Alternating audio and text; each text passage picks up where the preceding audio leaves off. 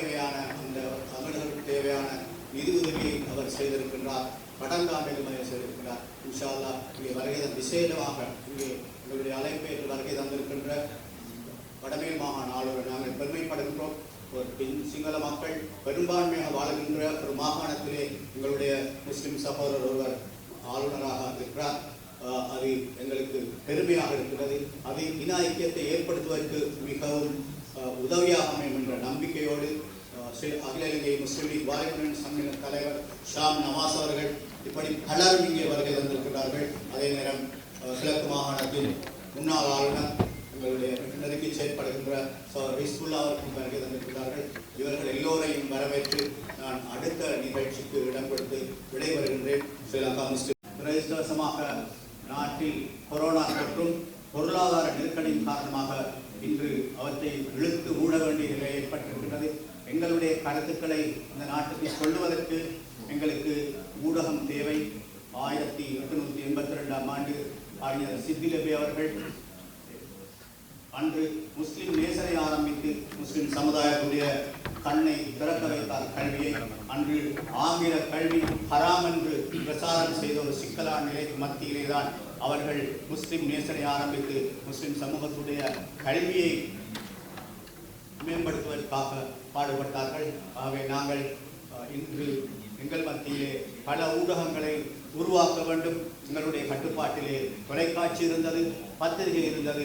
இன்று ஒன்றும் இல்லாத ஒரு துரதிஷ்டமான நிலையிலே இந்த சமுதாயம் இருக்கின்ற பத்திரிகை ஆசிரியர் இலங்கை எல்லா ஆங்கில பத்திரிகை Daily News, Sunday Observer, Sunday Island ஆகிய பத்திரிகை பணிபுரிந்த மணிக் டி சில்வா அவர்களை எங்களோடு மிக நெருங்கி செயற்படுகிறார்கள். சமுதாயத்துக்கு தேவையான நெருக்கடியான கட்டங்களிலே எங்களுக்கு வழிகாட்டுகின்ற மணிக் டி சில்வா அவர்கள் வாழ்நாள் சாதனையாளர் விருது வழங்கி நாங்கள் கௌரவிக்கின்றோம். ஏனைய 10 பேர்களோடு இன்ஷா அல்லாஹ் அதை நாங்கள் பெருமையாக தருகின்றோம். ஏனென்றால் இந்த நாட்டிலே ஆங்கில பத்திரிகை துறையிலே ஒரு முன்னோடியாக அவர் இருக்கிறார். அவரை உட்பட ஏனைய சகோதரிகளை அன்பாக வரவேற்று எனது உரையை முடிக்கின்றேன். அஸ்ஸலாமு அலைக்கும் வரஹ்மத்துல்லாஹி வபரகாத்துஹு. அதுவும் ஆயிரம் ஆண்டு காலம் முஸ்லிம்கள் இலங்கையில் பட்ட அந்த துன்பங்களுக்கு ஒரு சாட்சியாக இருக்கும். ஆகவே அந்த பின்னணியில் அதிர்ஷ்டவசமாக அறகலை என்ற ஒரு மக்களுக்கு ஏற்பட்டு இலங்கை நிலைமையை தலைகளாக மாற்றி அமைத்தது. இலங்கை வாழ்நிலையில் புதிதாக ஒரு அடையாளம் வந்திருக்கு. இலங்கையில் வாழும் முஸ்லிம்கள், அதில் இலங்கை வாழும் முஸ்லிம்கள் 100 கோடிக்கு மேற்பட்ட மக்கள் வெளியில் வாழ்கிற முஸ்லிம்கள். நாங்கள் 22 பேர் பார்க்கிறோம். அவர்கள் எங்களுக்கு ஒரு இணைப்பு இருக்கின்றது. அவர்கள் எங்களுக்கு ஒரு வலுவான ஒரு பாதுகாப்பு வருவார்கள் என்ற நம்பிக்கை, அப்படியான ஒரு சிந்தனை நிறைய முஸ்லிம்களுக்கு மட்டும் இருக்கிறது. அவர்கள் தான் இலங்கை வாழும் முஸ்லிம்கள். ஆனால் நாங்கள் அப்படி இருக்க முடியாது. நாங்கள் சுதேச முஸ்லிம்கள், இலங்கை முஸ்லிம்கள் அடையாளம் தொடர்ந்து நாங்கள் மேற்கொள்ள வேண்டும். இதனால் இந்த 2வது பிரச்சனையாக தமிழ் மக்கள் நான் பார்த்து 30 ஆண்டுகள் ஒரு விடுதலை போராட்டம் கடைசி வரை நம்பினார்கள். நாங்கள் அடுத்த நாள் அவருடைய இந்தியா அவர்கள் பாதுகாக்கப்படும் என்று. ஆனால் மே 19ஆம் தேதி 2009ஆம் ஆண்டு முடிவாய்க்கால் பல ஆயிரக்கணக்கான கொல்லப்பட்ட மன்னார் தலைவர்கள் 18 மைல்கள் அப்பா எதிர்கொண்டு தமிழ் இருந்தார். யாருமே வரவில்லை. ஆகவே அது 18 மைல் இலங்கைக்கும் இந்தியாவுக்கு கரைக்கிறது. ஆனால் முஸ்லீம்களை திருவாயிரக்கணக்கான அப்பால் உள்ள முஸ்லீம்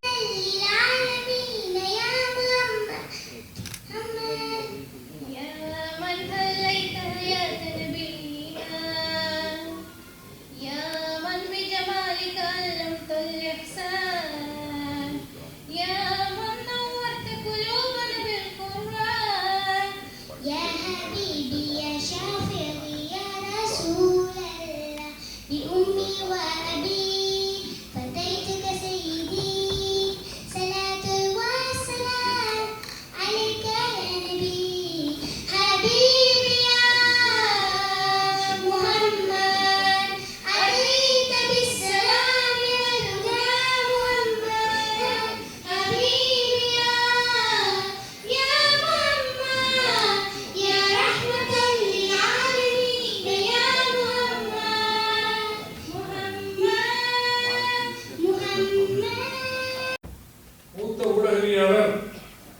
திருச்சி சாகுல் அமீது அவர்களே மற்றும் சகோதரர்களே, திரளாக வருகின்றக்கூடிய சகோதரிகளே,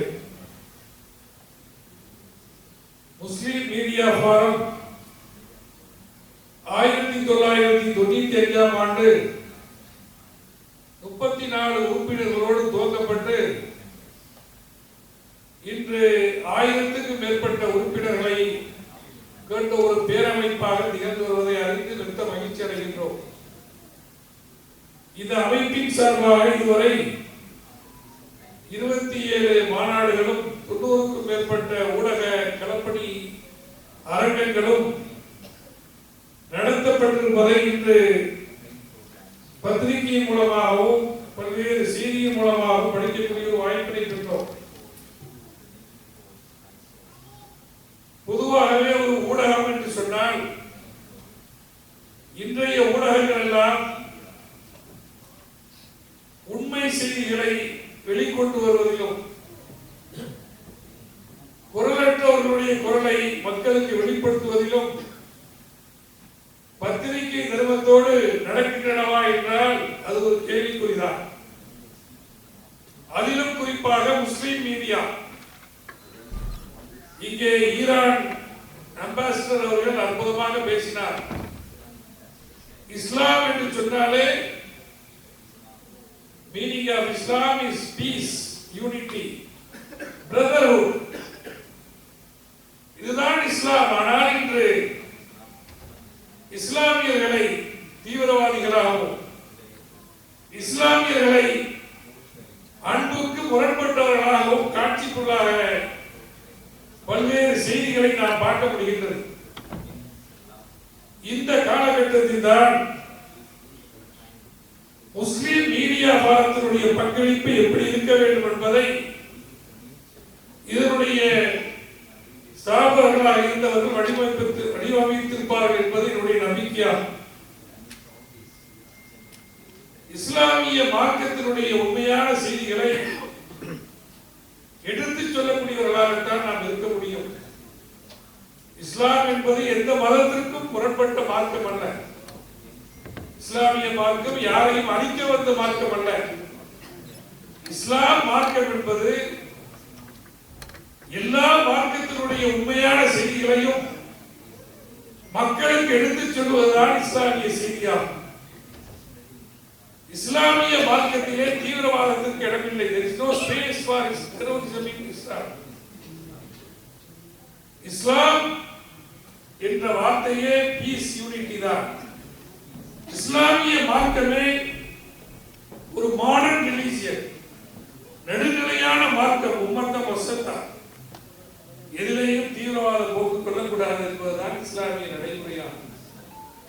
அதைத்தான் இஸ்லாமிய மார்க்கத்திலே தெளிவாக உணர்ந்தவர்கள் என்ன சொல்வார்கள்? பல்வேறு மதங்கள் வாழக்கூடிய, பல்வேறு ஜாதியினர்கள் வாழக்கூடிய மக்கள் மத்தியிலே பல்வேறு முரண்பாடுகள் இருக்கின்றன. அதே நேரத்திலே உடன்பாடுகள் இருக்கின்றன. முரண்பாடுகளை ஓரமாக வைத்துவிட்டு உடன்பாடுகளோடு வாழ வேண்டும். 1995ஆம் ஆண்டிலிருந்து ஆரம்பிக்கப்பட்டிருந்த முஸ்லிம் மீடியா ஃபோரம் தமது விடயங்களை சிறப்பாக செய்து வருகின்றது. இந்த விடயத்தை குறிப்பிட விரும்புகின்றேன். And with over 1,000 members across the island, the forum has really made a significant contribution in training journalists, in conducting media seminars, and being a support structure for each other, fostering unity, but also social cohesion. பொதுவாக 1000 உறுப்பினர்களை கொண்டிருக்கின்ற இந்த முஸ்லிம் media forum இந்த உறுப்பினர்களுக்கு மத்தியிலே அவர்களுக்கு தேவையான பல பயிற்சிகளையும் வழங்கி வருவதுடன் அவர்களுக்கு இடையிலான உறவுகளையும் அது மேம்படுத்தி வருகின்றன. And in this world of media overload, of information overload, the media plays such a powerful influence on public opinion, on societal norms, and at the end of the day, on people's behavior. பொதுவாக பல தகவல்கள் இந்த உலகத்திலே பறந்து காணப்படுகின்ற பொழுது ஊடகவியல் என்ற அடிப்படையிலே நாங்கள் மக்கள் மத்தியிலே காணப்படுகின்ற கருத்துக்களை மாற்றி அமைக்கின்ற பாரிய ஒரு சக்தியினை நாங்கள் கொண்டிருக்கின்றோம். And responsible journalism is crucial to build and inform communities, promoting democratic values and ensuring representation of everybody. And in today's world, in today's technological race, where the media is constantly changing and bringing about new technological innovations, this world is, I would say, brings some opportunities, but as a father of 2 children, I'm also very scared. பொதுவாக இந்த உலகத்திலே இப்பொழுது தொழில்நுட்பம் பாரிய அளவிலே மாற்றமடைந்து வருகின்றது. அந்த அடிப்படையிலே இந்த ஊடகத்துறையின் பங்களிப்பும் மாற்றத்திற்கு உட்பட்டு வருகின்றது. நானும் ஒரு 2 குழந்தைகளின் பெற்றோர் என்ற அடிப்படையிலே இதில் காணப்படுகின்ற சவால்களை என்னால் உணரக்கூடியதாக இருக்கின்றது. So while we have at no time of history before today access to so much information, பொதுவாக இன்று இந்த வரலாற்றை பார்க்கின்ற பொழுது அதிகமான தகவல்களை அணுகுவதற்கான வாய்ப்பு இந்த காலகட்டத்திலே எமக்கு உருவாகி இருக்கின்றது. This has come with tremendous challenges. பொதுவாக இதற்கு பின்னால் பாரிய சவால்களும் காணப்படுகின்றன. And one of those, of course, that you've mentioned before, and of which the United Nations cares very much, is really the spread, the dissemination, and the growth of hate speech and disinformation. இவ்வாறான சூழ்நிலையில் பிழையான தகவல்களும் வெறுப்பு பேச்சுக்களும் பரந்த அளவிலே இப்பொழுது பகிரப்பட்டு வருகின்றவை தொடர்பாக நாங்கள் ஐக்கிய நாடுகள் சொல்கின்ற வகையிலே நாங்கள் கவலை அடைகின்றோம். And the Secretary General of the United Nations is now talking about an epidemic of divisive speech, an epidemic of hate speech and disinformation that is now coming at the core of our institutions and our democratic values. பொதுவாக இந்த பிழையான தகவல்கள் வெறுப்பு பேச்சுக்கள் ஆகியன இப்பொழுது ஒரு நோய் போல் தொற்றி இருக்கின்றது. அது தொடர்பாக ஐக்கிய நாடுகள் சபையின் செயலாளர் நாயகமும் கூட அவருடைய கருத்துக்களை தெரிவித்திருந்தார். And this is not a problem only in Sri Lanka, it's a problem around the world. It's a problem in the United States, it's a problem in Canada, it's a problem in Sweden, it's a global phenomenon. அந்த பிரச்சனையை பார்க்கின்ற பொழுது இது இலங்கையில் மட்டுமல்லாமல் ஐக்கிய America, Sweden, அதே போன்று கனடா போன்ற உலகளாவிய நாடுகளிலே பரந்துபட்டு காணப்படுகிற ஒரு பிரச்சனையாக தான் இப்பொழுது இது மாறி இருக்கிறது என்பதை குறிப்பிட வேண்டும். And as many of you are painfully aware, the harmful rhetoric and disinformation has a long and painful history here in Sri Lanka. பொதுவாக இந்த பிழையான தகவல்கள் மக்களுக்கு மத்தியிலே பரப்பப்படுகின்ற பொழுது அது எவ்வாறு மக்களை பாதிக்கின்றது என்பது தொடர்பான அனுபவத்தை நீங்கள் கொண்டிருக்கின்றீர்கள் இலங்கையில். And over the past decade, many instances of amplified hate speech via communication channels has incited violence and discrimination.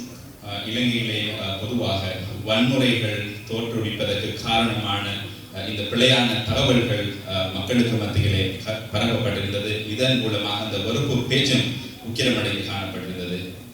Discrimination, false rumors, accusations based on gender, on religion, on ethnicity has caused death, has caused violence. பொதுவாக பாலினத்தை அடிப்படையாக கொண்ட பிரச்சனைகள், இனத்தினை அடிப்படையாக கொண்ட பிரச்சனைகள் காரணமாக நாட்டிலே உயிரிழப்புகள், உடைமை இழப்புகள் கூட ஏற்பட்டிருந்தது. The Muslim community has been frequently targeted. பொதுவாக இலங்கையில் உள்ள முஸ்லிம் சமூகம் தொடர்ச்சியாக இலக்கு வைக்கப்பட்டார்கள். Told me to speak in very short sentences. And there are many examples of fabricated stories that have spread and have spread to incite fear, and hostility within and between communities. இனங்களுக்கு உள்ளும் சமுதாயங்களுக்கு இடையிலும் இவ்வாறான பிரச்சனைகளை தோற்றுவிப்பதற்கான பல கருத்தாளர்கள் இடம்பெற்றிருந்தது. And false narratives, distortions and lies that have bred mistrust, bred cynicism, disbelief and disengagement. இட்டுக்கட்டப்பட்ட கதைகள் கூட மக்களுக்கு மத்தியிலே பரப்பிவிடப்பட்டிருப்பதை எங்களால் காணக்கூடியதாக இருந்தது. And as you've seen recently in elections elsewhere, in India notably, but also in electoral campaigns that are ongoing in many places around the world, the use of AI, of generative AI, is causing great new challenges, I think, to press freedom, but also to civilized speech. இயற்கை நுண்ணறிவு என்கின்ற புதிய விடயம் AI அறிமுகப்படுத்தப்பட்டிருந்தது. அது அண்மை காலத்திலே இந்தியாவில் இடம்பெற்ற தேர்தலாக இருக்கலாம், உலகளாவிய ரீதியில் இடம்பெற்று வருகின்ற பல்வேறு தேர்தல்களாக இருக்கலாம், அதிலே இவை கூட பயன்படுத்தப்பட்டிருக்கின்றது. Because not only is it more difficult to know what is